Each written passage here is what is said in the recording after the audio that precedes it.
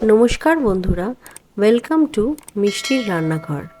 আজ আমি আপনাদের সাথে শেয়ার করব দই কাতলার রেসিপি।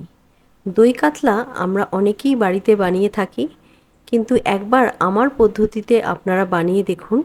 দই কাতলার টেস্টটা একটু অন্যরকম হবে আর বানানো খুব সহজ হবে। যদি আমার এই রেসিপিটা আপনাদের ভালো লাগে, লাইক, শেয়ার, কমেন্ট করতে ভুলবেন না, আর চ্যানেলটি অবশ্যই সাবস্ক্রাইব করে নেবেন। এটা বানানোর জন্য প্রথমেই আমি কাতলা মাছ নিয়ে নিচ্ছি। এবার এটাকে আমি ম্যারিনেট করে নিচ্ছি নুন, সর্ষের তেল আর গোলমরিচ দিয়ে। ভালো করে ম্যারিনেট করে আমি 5 মিনিটের জন্য এটা রেখে দেবো। এবার একটি পাত্রে আমি 25 গ্রাম কাজু নিয়েছি, 25 গ্রাম চারমগজ আর 50 গ্রাম টক দই নিয়ে এটাকে আমি পেস্ট করে নেব। এবার কড়াইয়ে আমি সর্ষের তেল দিচ্ছি। আপনারা চাইলে সাদা তেলেও এটা করতে পারেন। তেলটা যখন একটু গরম হয়ে যাবে তখন আমরা মাছগুলো ভালো করে ভেজে নেব। হালকা করে ভাজবো, বেশি ক্রিস্পি করে ভাজবো না, এটা একটু নরম নরম রাখতে হবে। মাছগুলো আমাদের ভাজা হয়ে গেছে, এবার এগুলো আমরা তুলে নেব। এবার ওই একই কড়ায় আমি গরম মশলা অ্যাড করব।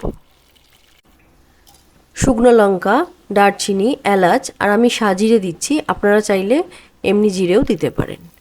এবার যখন এইটা থেকে একটা ভালো গন্ধ ছাড়বে তখন আমি একটা পেঁয়াজকে বেটে অ্যাড করে দিলাম। এটা ভালো করে কষিয়ে নেব।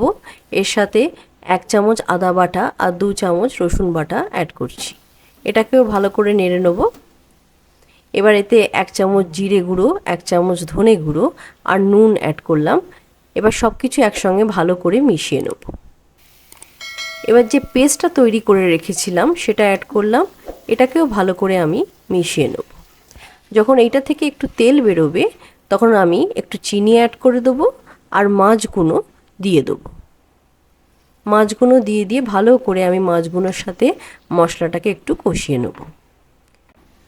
এই গরমে এই রেসিপিটা একবার ট্রাই করে দেখবেন, আপনাদের খুব ভালো লাগবে। ওপর থেকে আমি একটু লঙ্কা ছড়িয়ে দিলাম আর একটু ঘি দিয়ে দিচ্ছি আর চাপা দিয়ে 2 মিনিট মতন মিডিয়াম ফ্লেমে রান্না করে নেব। তাহলেই দেখবেন মাছ থেকে তেল বেরিয়ে গেছে। এবার ওপর থেকে গরম মশলা আর ধনেপাতা দিলেই আমাদের দই কাতলা একদম তৈরি হয়ে যাবে। এই দই কাতলার সাথে গরম গরম ভাত খেতে খুবই ভালো লাগে। গরমকালে ভীষণই টেস্টি লাগবে। এই রান্নাটা যে কেউ করতে পারবে, ভীষণই সোজা। একবার ট্রাই করে দেখবেন আর কমেন্ট করে বলবেন আপনাদের ঠিক কেমন লেগেছে। আমার চ্যানেলটি সাবস্ক্রাইব করতে ভুলবেন না। ধন্যবাদ।